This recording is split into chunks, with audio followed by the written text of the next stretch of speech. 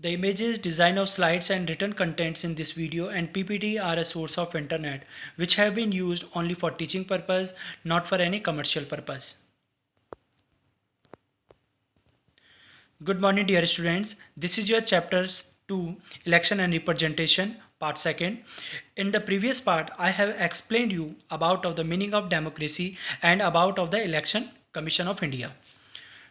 Today your topics are: first, need of the elections; number 2, what makes an elections democratic; number 3, merits and demerits of direct and indirect democracy; number 4, differences between direct and indirect democracy.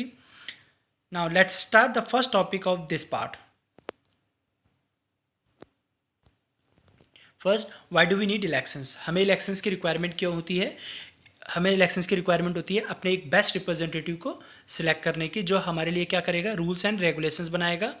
Number 2 इसमें हम दे सकते हैं, we need the elections, हमें elections की ज़रूरत होती है to choose the political parties and candidates for making the government in the country and state, यानी कि कंट्री और स्टेट में गवर्नमेंट को बनाने के लिए जो है किसी पॉलिटिकल पार्टी को या फिर जो है रिप्रेजेंटेटिव को चुनने के लिए जो है हमें इलेक्शंस की रिक्वायरमेंट होती है, जो हमारे लिए क्या कर सकते हैं, लॉ बना सकते हैं। नेक्स्ट है, अगर इलेक्शंस नहीं होते हैं तो भी क्या किए जा सकते हैं, रूल सेट किए जा सकते हैं।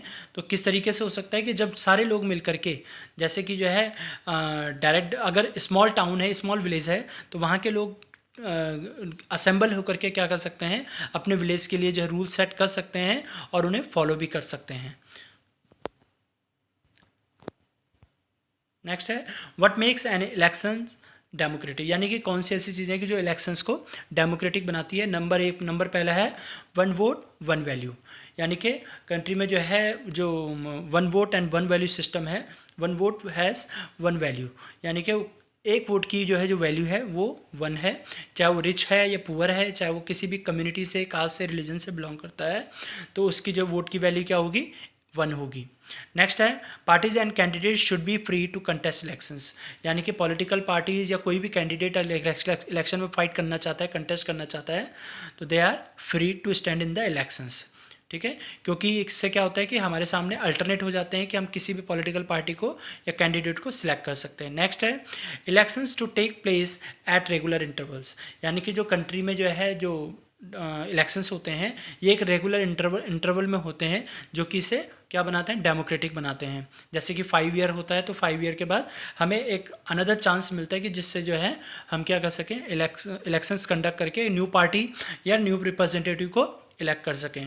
नेक्स्ट है, the candidates elected by people should get elected, जिस कैंडिडेट को पब्लिक ने सिलेक्ट कर लिया है उसे क्या किया जाता है, कंट्री में विनर डिक्लेयर कर दिया जाता है।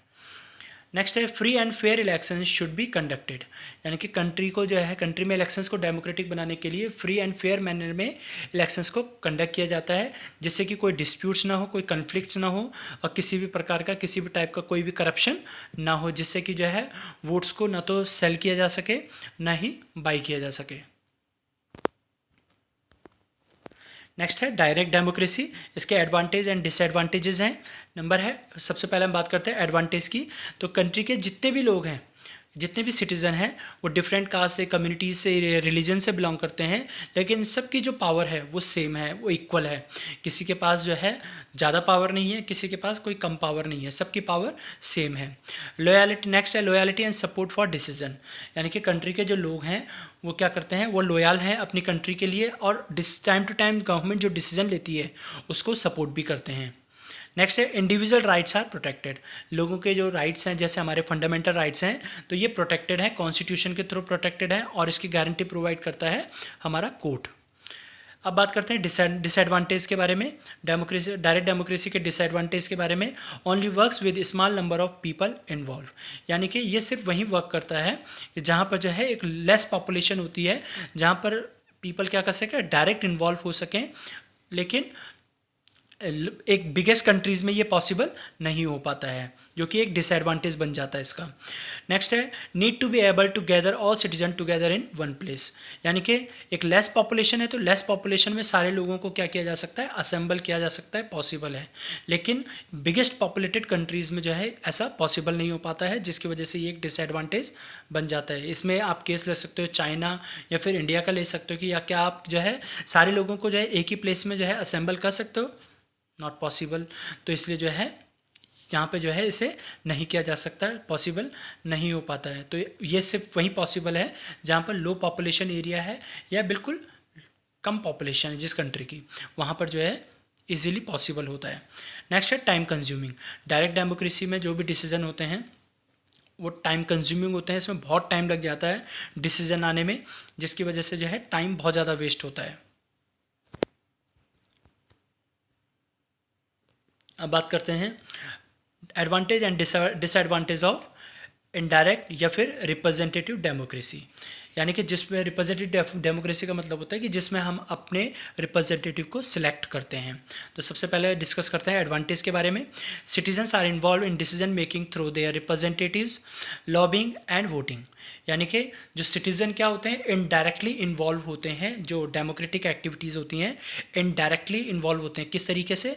जैसे कि मैंने अपना कोई कैंडिडेट सिलेक्ट किया, तो मेरे लिए जो भी डिसीजन लेने होंगे वो पार्लियामेंट में या असेंबली में जा कर के मेरे लिए डिसीजन लेगा, लॉज बनाएगा। तो ऐसे ही पूरी पब्लिक के लिए या देश की कंट्री की जो पॉपुलेशन है उसके लिए जो है बहुत डिफरेंट नंबर ऑफ जो है रिप्रेजेंटेटिव बहुत ज़्यादा हैं। तो इसलिए जो है वो सारे मिल करके क्या करते हैं, डिसीजन लेते हैं कंट्री के लिए या उनके फेवर के लिए, सिटीजन के फेवर के लिए। नेक्स्ट पॉइंट है representatives are aware about of their job depends on meeting the needs of their constituents. यानी कि इनडायरेक्ट डेमोक्रेसी में जो रिप्रेजेंटेटिव जिन्हें हमने सेलेक्ट किया होता है वो लोगों की जो है जो एस्पिरेशंस होती हैं उन्हें फुलफ़िल करने के लिए वर्क करते हैं, उनके लिए मीटिंग करते हैं, लोग पब्लिक से मीटिंग करते हैं, पार्लियामेंट में मीटिंग करते हैं, जिससे कि जो है अपनी कॉन्स्टिट्यूंसीज़ में रहने वाली जो पॉपुलेशन है उनकी जो रिक्वायरमेंट होती है, जैसे ट्रांसपोर्टेशन की होती है, वाटर सप्लाई की होती है या इलेक्ट्रिसिटी सप्लाई की होती है, तो उन्हें जो है फुलफ़िल करने की जो फुलफ़िल करते हैं वो हमारे सिलेक्टेड रिप्रेजेंटेटिव करते हैं। नंबर 3 है more likely that all elements of the populations are represented. यानी कि हम लोग जितने ज़्यादा रिप्रेजेंटेटिव को चुनते हैं उतने सारे से रिप्रेजेंटेटिव क्या करते हैं, हमें क्या करते हैं, रिप्रेजेंट करते हैं पार्लियामेंट में जब असेंबली होती है या फिर स्टेट की असेंबली में जब वो प्रेजेंट करते हैं, तो हम जो है इनडायरेक्टली जो है रिप्रेजेंट करते हैं अपने रिप्रेजेंटेटिव के थ्रू। अब बात करते हैं डिसएडवांटेज की। तो इसके डिसएडवांटेज क्या है इनडायरेक्ट डेमोक्रेसी के? Decision making is time consuming, यानी कि इसमें लंबा टाइम स्पेंड हो जाता है, लेकिन जो है डिसीजन जो है नहीं मिल पाता है, ये डिसीजन आने में बहुत ज़्यादा टाइम लग जाता है। Desire of representatives to please everyone may cripple system, यानी कि जो रिप्रेजेंटेटिव की जो रिक्वायरमेंट होती है, जो डिज़ायर होती हैं, वो क्रिपल सिस्टम की वजह से, इस इनडायरेक्ट डेमोक्रेसी के क्रिपल सिस्टम होने की वजह से जो है हर किसी तक नहीं पहुंच पाती है, जिसकी वजह से लोगों को जो है या सिटीजन्स को उनके बेनिफिट्स नहीं मिल पाते हैं। नेक्स्ट है नंबर पॉइंट 2 है डिसएडवांटेज का, representatives may not always agree with those they present. यानी कि कभी कभी क्या होता है, रिप्रेजेंटेटिव जो बिल या प्रपोजल जो लाए जाते हैं उन्हें उनके लिए वो एग्री नहीं होते हैं, जो पब्लिक लेके जाती है उनके पास में कि हमें ये चीज़ें, हमारी ये डिमांड्स हैं, इन्हें फुलफ़िल किया जाना चाहिए, तो ये पॉसिबल नहीं होता है। जो आपके राइट्स हैं वही फुलफ़िल किए जा सकते हैं, जो अनएक्सपेक्टेड डिमांड्स होती हैं वो कभी भी एग्री नहीं किए जाते हैं। नेक्स्ट है lack of involve citizens may allow special interest group to influence और डोमिनेट रिप्रेजेंटेटिव। यानी कि जब हम डायरेक्टली इन्वॉल्व नहीं होते हैं तो इससे क्या होता है कि जो दूसरे इंटरेस्ट ग्रुप होते हैं वो क्या करने लग जाते हैं, हमारे जो इलेक्टेड रिप्रेजेंटेटिव होते हैं उन पर डोमिनेट होना स्टार्ट हो जाते हैं या उन्हें सप्रेस करना स्टार्ट कर देते हैं। नेक्स्ट है differences between direct democracy and indirect democracy कह सकते हैं या रिप्रेजेंटेटिव डेमोक्रेसी कह सकते हैं, दोनों के बीच में क्या डिफरेंस है। तो डायरेक्ट डेमोक्रेसी के बारे में बात करते हैं। तो डायरेक्ट डेमोक्रेसी में जो है सबसे पहले इस टर्म का यूज़ हुआ था एनिसेंट एथेंस में, जो कि जो है 5th सेंचुरी में जो है 5th सेंचुरी BC में सबसे पहले जो है इस टर्म का यूज़ किया गया था डेमोक्रेसी का।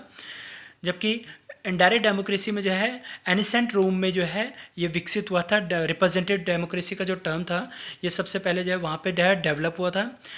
डायरेक्ट डेमोक्रेसी में आते हैं सेकंड पॉइंट में, democracy is Greek for people power, यानी कि ग्रीक की लैंग्वेज में जो है डेमोक्रेसी का जो मीनिंग है वो है पीपल पावर, यानी कि लोगों की जो पावर होती है, जब चाहे वो अगर गवर्नमेंट से अनसेटिस्फाइड है तो उसे रिमूव कर सकते हैं। तो ऐसे जो है ये ग्रीक का टर्म है।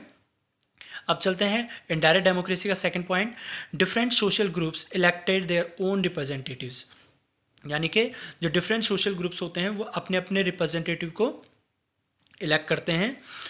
अब बात करते हैं डायरेक्ट डेमोक्रेसी के बारे में। डायरेक्ट डेमोक्रेसी में जो है